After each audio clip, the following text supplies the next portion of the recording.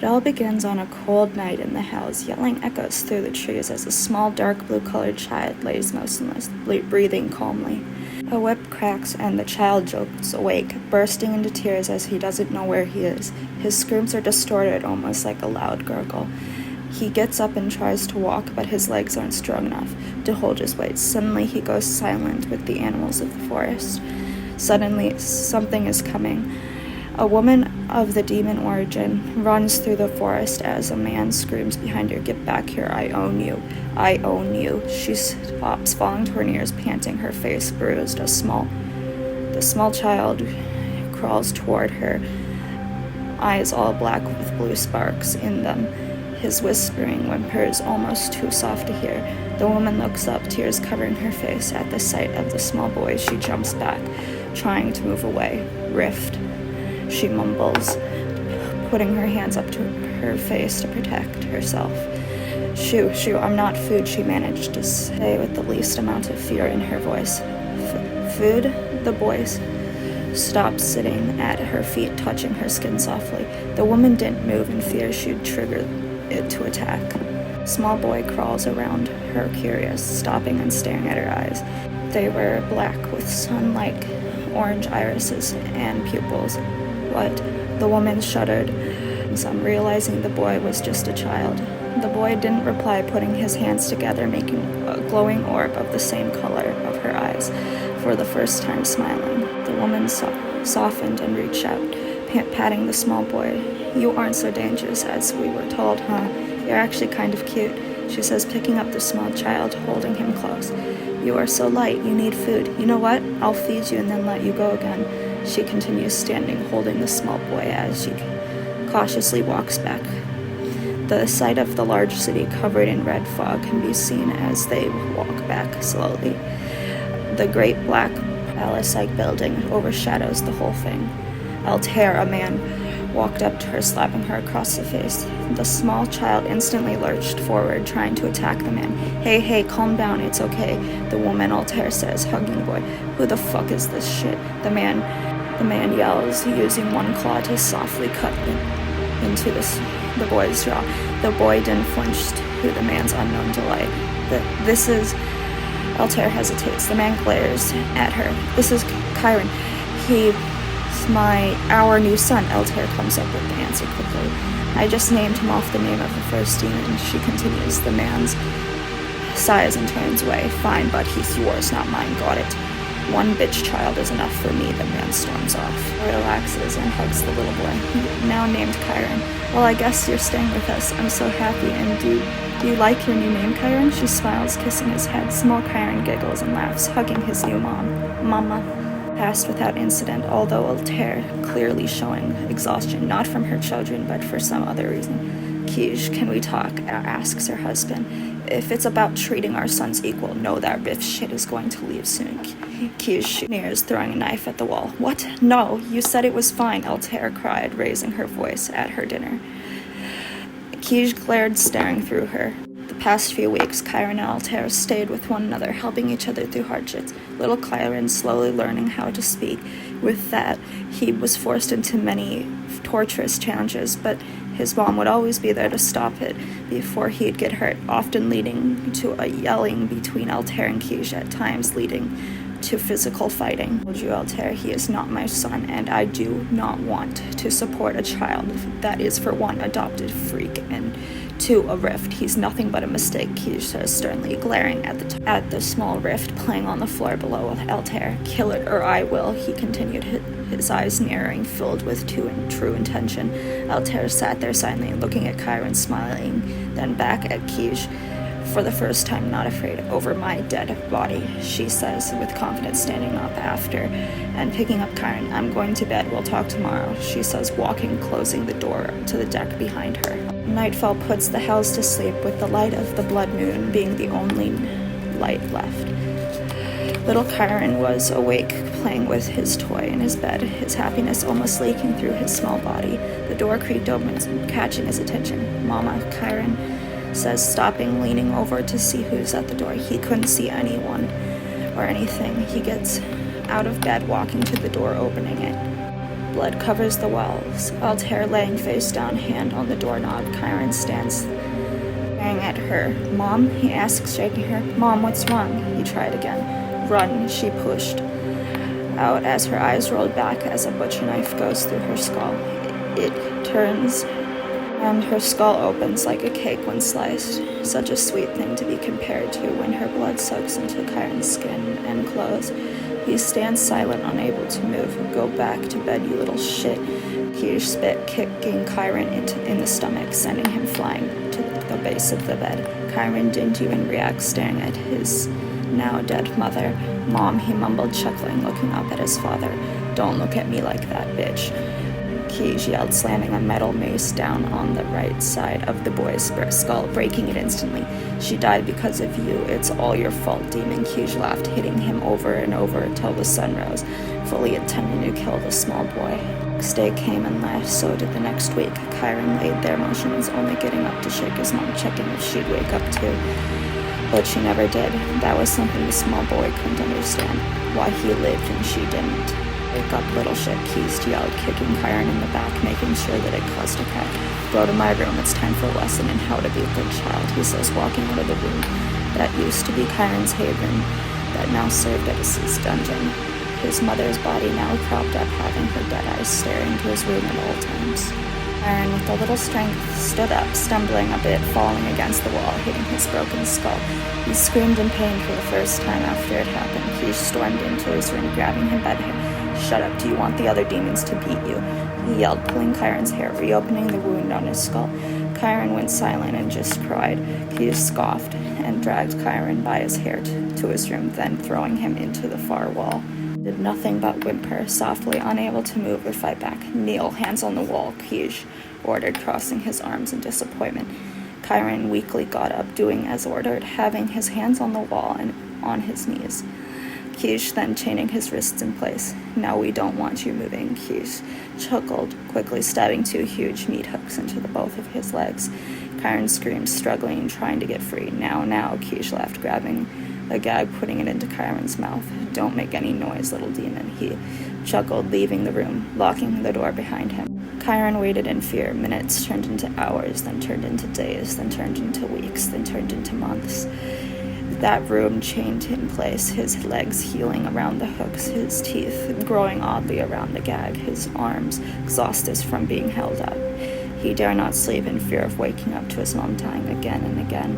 4 months have passed before he was to see the slightest bit of light. His eyes ached from being awake for so long, bags growing below him. His father came into the room, only to grab the small boy, ripping him back, ripping the meat hooks through his thighs. Kyron did not scream. He did not even flinch.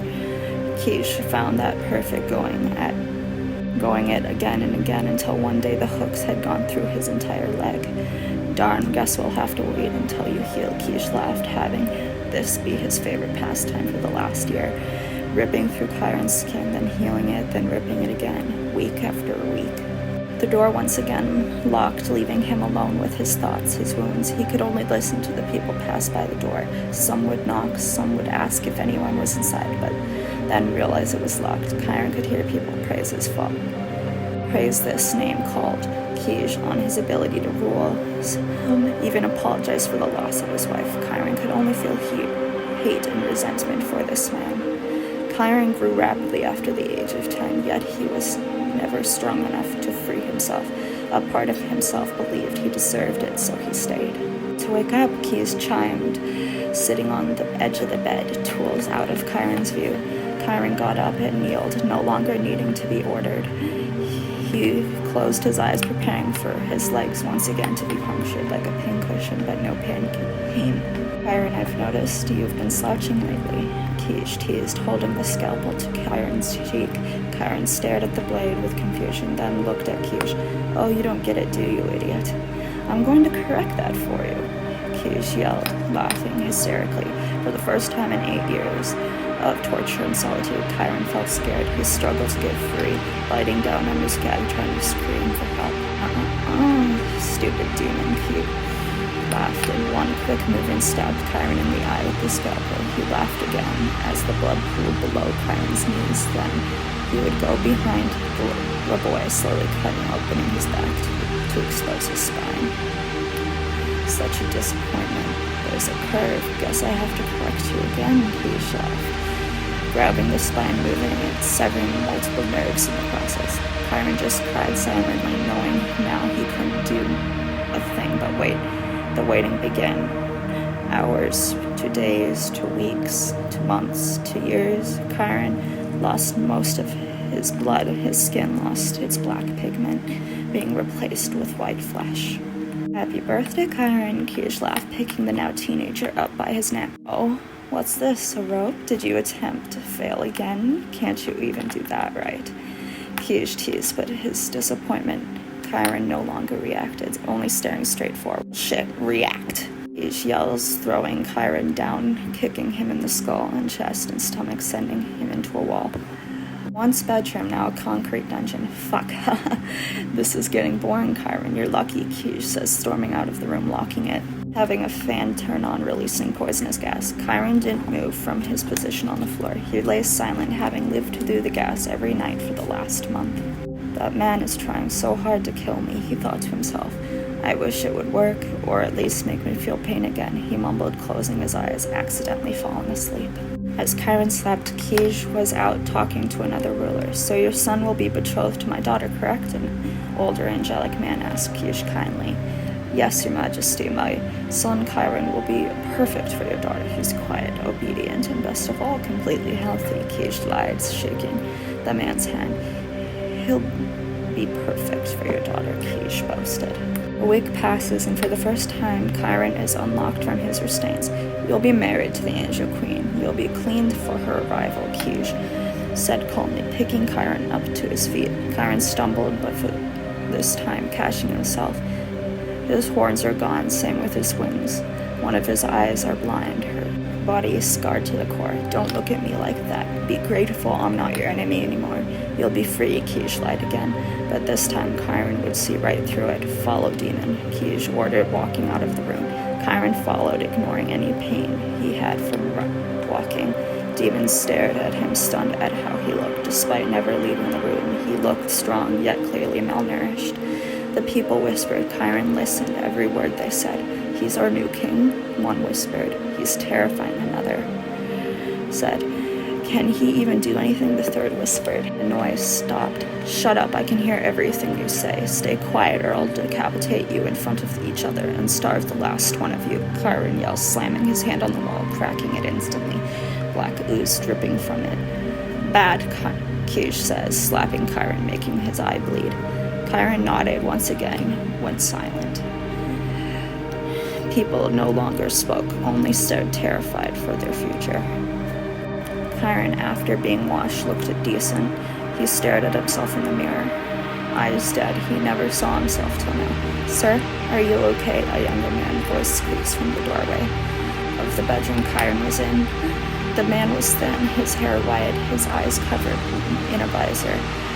He was a part of the guards of hell. Chiron nodded. You look hurt, sir. Let me, the man asked, holding his hand out. Don't touch me, Chiron yelled, backing away. Chiron, time to go, and guard, don't talk to my son, he's fine, Kij ordered. Grabbing Chiron's wrist, storming out, Chiron looked at the man with his broken eyes. The man couldn't help but wanted to kill. Chiron and his father, Kij, traveled to the heavens. When they arrived, angels stared at Chiron just like in hell. But this time, Chiron knew not to speak about their whispers. You're here. Is this your son? The angel king asked. Kij nodded. Nice to meet you, he smiled, gesturing for him to follow. Chiron knew to obey if he wanted to not be harmed. He was led to a small room that had large window. Make yourself comfortable, Mom. My daughter is getting ready, the king says, smiling softly. Chiron showed no reaction, nodding and going to sit into the darkest part of the room, the light hurting his eye. Chiron was once again waiting. Minutes passed, then the door opened. A woman with tan skin and beautiful orange hair walked in, her eyes gold like the clouds of heaven. Geez, when they said I was going to marry Demon, I didn't think they would end up like this. The woman scoffed, almost amused by Chiron's appearance. Chiron did nothing but stared at the woman. I'm Shylon, and you are? Shylon asked in almost a tone that like she thought Kyron couldn't understand her. Kyron didn't respond. Fine. Well, it's nice to meet you, but don't get in my way. Filthy. Demons don't belong in this world. Also cover those claws. They're disgusting. Shylon scoffed, leaving the room, slamming the door behind her. No one came after her. Kyron just waited again until the next morning came. The Angel King entered the room. Hello, Kyron, how are you doing? He asked, smiling, coming straight up to Kyron with no fear. He did not reply, just looked at the man. For the first time, the man actually saw Kyron's eyes and how much pain he was in. Oh no, you poor thing. Here, the man grabbed a blanket from the drawer and wraps Kyron with it. He smiled, then began coughing. Kyron stood up curious. Are you hurt? He asked, walking to get water for the king. The king drank the water. No, I'm just old, thank you, but please wouldn't worry about yourself. I doubt those scars in your eyes came from yourself. The king sighed, leaving the room. Kyron went back to sitting in the dark part of the room, this time holding the blanket gently, not understanding that he couldn't harm it. He closed his eyes, falling asleep. Wake up, Shylon yelled, joking. Kyron awake. Come on, Daddy wants me to bring you to my quarters. Shylon complained, speed walking away, enraged. Kyron obeying, following, holding the blanket in his arms. Shylon leads him to a large condominium and tells him to sit on the floor of the living room. Don't fuck up my room. You can't do anything right, stupid demon. He yelled, kicking his legs. Kyron didn't react. Sweetie, be nice to the demon. He's just jealous, a man says, walking out of her room shirtless, his hair blue in color and his eyes also gold. Oh, love! Shylon's mood instantly shifts. Wanna be my savior? He's super dangerous. Shylon laughed, pointing at Kyron. Of course, my bitch. But you better go all night tonight or I'll pay me back. He's Shylon walking up to Kyron. Gross, he mumbled, pulling out a pocket knife. Kyron stared at the blade, then at the man, only saying one thing, you can't kill me. Then resuming the silence. Kyron was so used to. The man was shocked. Shylon, has he ever spoke? He asked, actually afraid. No, and if he speaks again, Shylon chuckles, grabbing a knife, cutting a slit through Kyron's good eye. I'll make sure he won't ever see again, she continues. Kyron just sighs, lays down, closing his eyes. Yes, your majesty, he mumbles, exhausted. He could at least sleep now, resting without bothering anyone, without seeing blood everywhere when he wakes up. The days in heaven merged together to a point Kyron lost track how long it had been since he first got there. About a year after his arrival, the castle was covered in black tapestry. He didn't understand until he saw him, the king. He was asleep in a casket. He looked happy. Shylon wore all black that day, and during the party ceremony, she held hands with the man with blue hair. Kyron had never seen people sad, upset, or crying. It confused him. When the ceremony was over, Kyron snuck into the room where the king was kept. He stood staring at him. Thank you, Kyron said, putting the blanket on the table of gifts with a note. Luckily for him, Shylon was too busy in bed to notice his absence. Kyron returned to the spot on the floor, closing his eyes, listening like he always did, listening to the clock's tick, to the moans of his wife from her parties, the laughing of a small child. He lost track of how long it had been since he got up. Since he moved, Shylon had been a part of it all, of the other voices that meshed in his everyday life. He sometimes would open his eyes, but when he did, it was silent. He did not enjoy the silence anymore. He wanted the voices. Silence brought loud whistle. He hated the loud whistle. It hurt his head. He hated it so much he'd scream, then leading to Shylon's lover whipping him till he went silent once more. Sometimes it lasted for minutes, other times it lasted for days. Shylon and the man taking turns. He could see them laughing, but nothing was ever heard until Mother, a small voice breaks the silence. Kyron's eyes opened. They were black, his pupils dilated. He felt all that hatred, rage, and resentment flooding into his veins. The small child, an angel with blue and orange hair, stared at him, smiling. Kyron couldn't help but laugh a little, standing, gripping his face. Are you okay? The child asked, following him as he paced. Everything's fine, Kyron replied a bit too quickly. How long has it been? How long was it silent? When was it? How old was he? What day was it? He felt himself slipping more and more until once again it went silent. Blood covered the walls as he stood there broken, laughing, his black ooze covering his white flesh. His boiling anger finally came free, and now he wanted nothing more to make the screaming in his head stop. Day one, it killed everyone. It can hear us, it can smell us. Nowhere is safe. Nowhere will ever be safe. Our queen is gone. She can't save us now. We must hide. Hope he won't find us. Day two, it seemed nothing caused it harm. It was unkillable. He was unkillable. The armies have tried everything to stop him, but more and more blood has been shed. We can't stop him. Creator, give us mercy. Shylon sits atop a castle watching the carnage. My queen, he's destroyed everything. We can't stop him, the blue-haired man exclaimed. Shylon only grinned and kissed him. Don't worry, my love. The time will come. I will plant the seed, and I'll make sure it blooms into his future. I'll make sure this leaves a mark. She laughed, drinking the rest of her wine. Day three, he's coming. He's found us. How? We left heaven, and then we left hell. He's hunting everything that moves. No, everything alive is his target. We can't keep running. We'll run out of places to go. Day nine, only me, only me. I'm the last of the angel guards. Why? He tore through everyone. Does he feel no remorse? Does he feel no pain? Does he feel anything? Where is his humanity? We have to stop it. He's left a path of death in his wake. First heaven, hell, then the modern city and world. Now he's found the medieval capital. Make this carnage stop, Creator, please, I beg of you. Day 18, as I lay there gripping to life, I remember distinctly how the sky was filled with stars. It was beautiful. It was beautiful. It was beautiful. It was beautiful. It was. Day 30, no more blood, Chiron begged himself, but his body would continue to kill, enough that the people killed were no longer personal gain. He was hunting for sport, help, he screamed, but he never let out a sound. All he could do now is close his eyes and wait. He'd become so good at waiting, too good.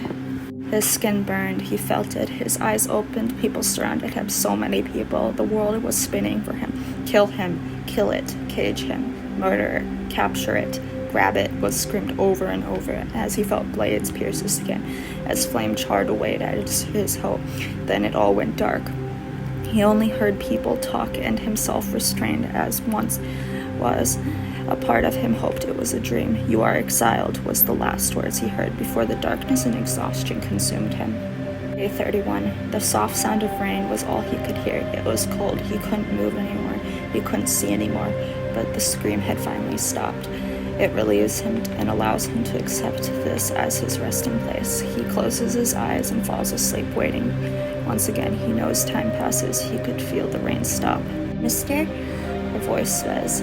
Chiron slowly opens his eyes, expecting to see nothing at all. To his surprise, a small fox humanoid with pinkish-colored hair stands fearless in front of him. He doesn't react much in a way, afraid to hurt anyone else. Oh, yay, you're alive, the small girl chirps, approaching Chiron closer. Small bag. Chiron shifts, trying to move away, but his muscles burn and his body no longer has strength to run. He closes his eyes tight, just listening. The small girl climbs up to him, standing below his head, reaching to his face carefully, healing the wounds as she removed the blades that were left.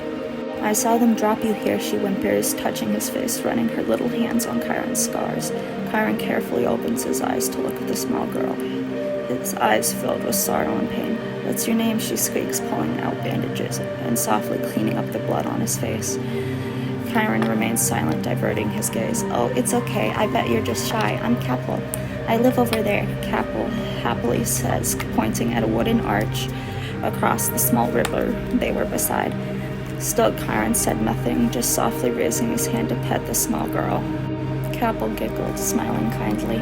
Capel, sweetheart, where are you? A woman's voice yells, echoing across the many trees. A woman with pale green skin and long brown hair walks through the arch, looking around. Her stomach was large, indicating she was with child.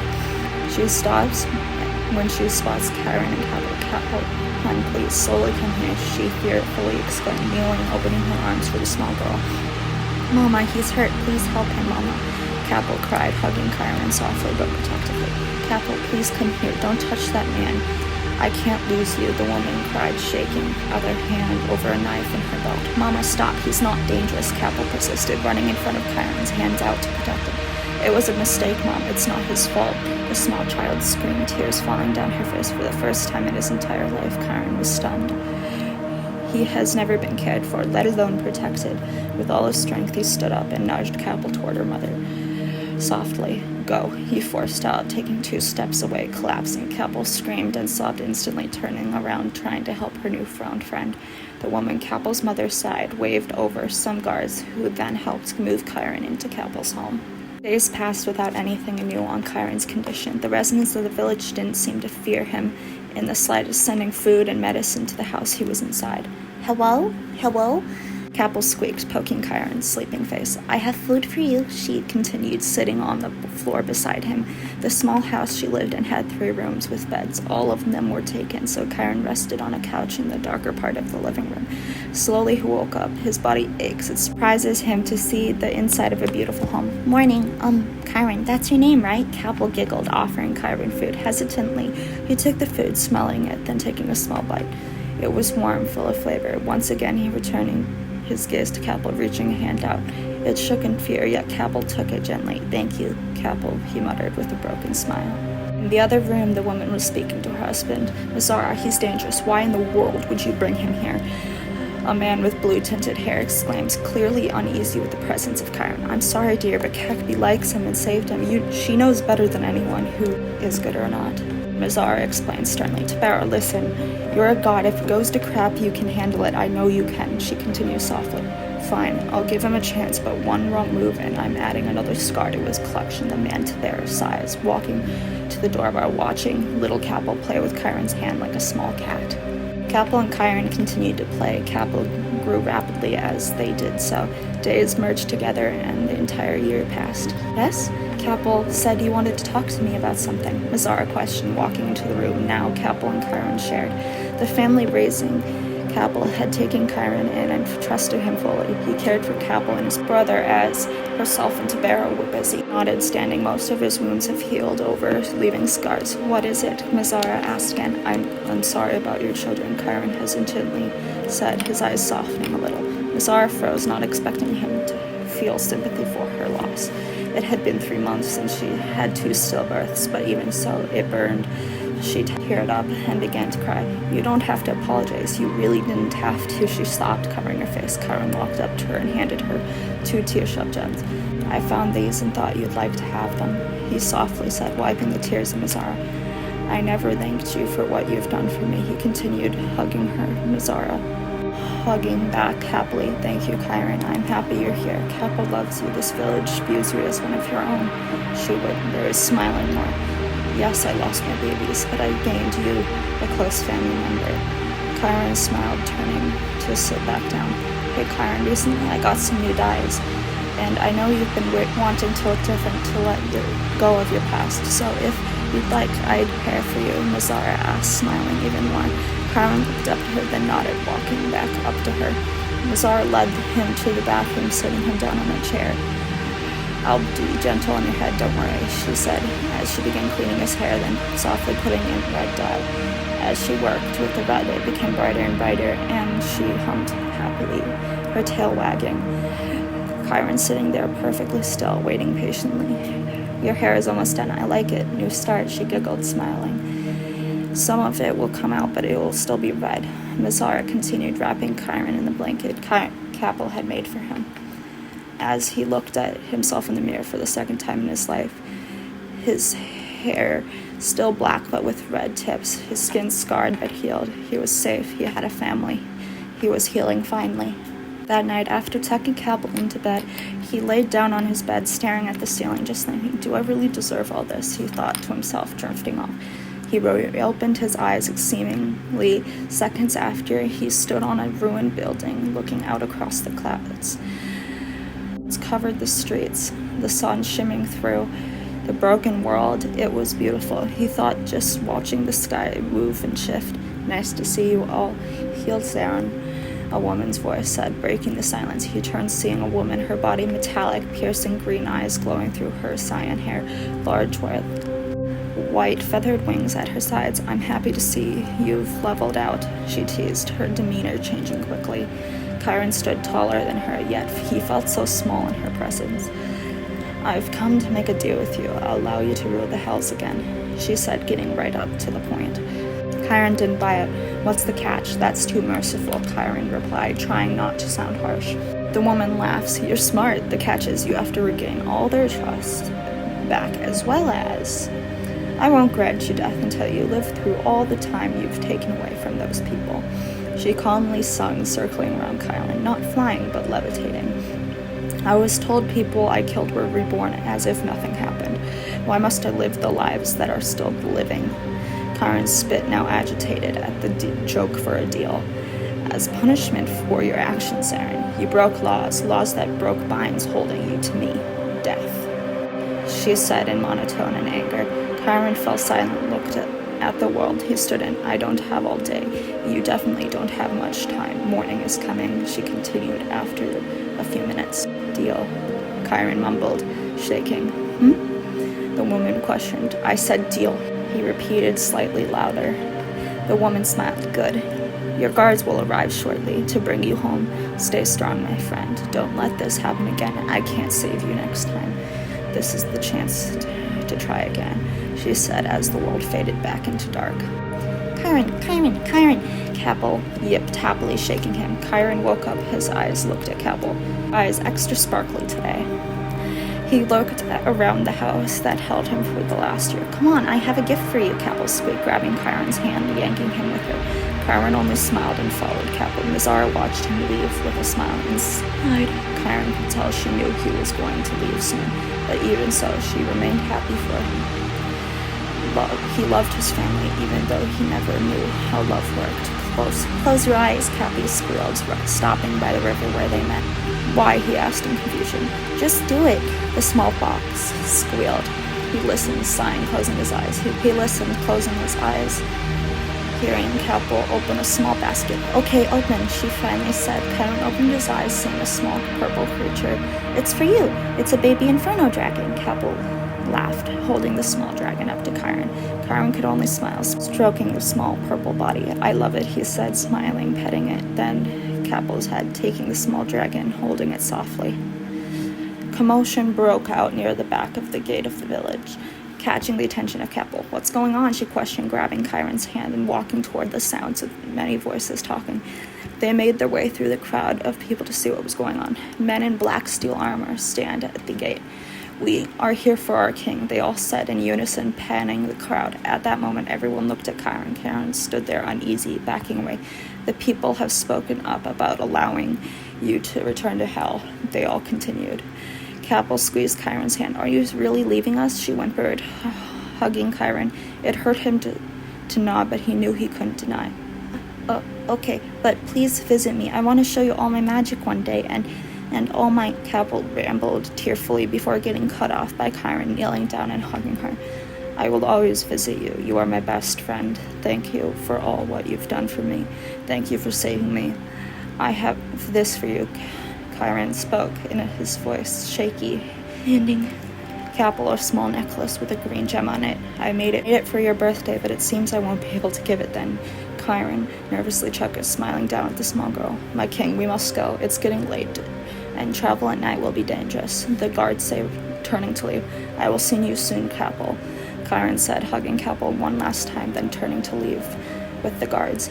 He kept the small dragon close, petting it to soothe his nerves. The walk was a long one, covered in many forests and trees. This walk is so long. These people, they went to get me a while ago, Chiron thought to himself as he walked, occasionally looking back in a way, hoping he didn't have to go far. They kept walking until the village that welcomed him was far from sight. The portal stood in a large cavern covered in jagged rocks. Looking at the portal, Chiron felt his chest tighten. Despite being powerful, this scared him. The small dragon curled up and rested on his neck, purring softly. It seemed it wanted to calm him. Taking 2 steps into the portal, Chiron's once blue sky turned red. The Hell's City glowed in the hellscape sun. Welcome home, our king.